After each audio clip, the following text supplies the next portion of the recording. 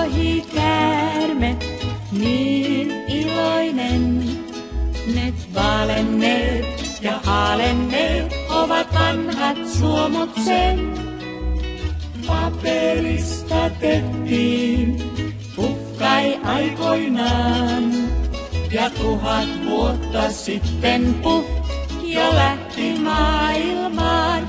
Ja puh, tuo lohikäärme, niin iloinen, kai eksyi kerran kaupunkiin, oli sumu hirmuinen. Puh, ei lentää voinut, niin löysi sen. Tuo pihan poika pikkuinen, joka myös on iloinen. Hän vanhan lohikäärmeen korjas kumiliimallaan. Langat laittoi paikalleen ja sai sen nauramaan. Ja ilmaan siitä noustiin, tie kulki seikkailuun. Kumpainenkin unohti jo aivan kaiken muun. Tuo puh on lohikäärme, niin iloinen. Nyt valenneet ja haalenneet ovat vanhat suomut sen.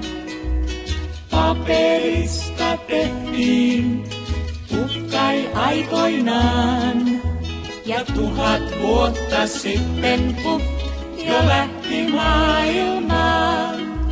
Prinsessat ja prinssit vain linnoistaan nyt katselivat kummissaan, kuka lentää matkallaan. Laiva merirosvon myös kauhistui, kun tulta syösten kidastaan sille puh vain huusi hui.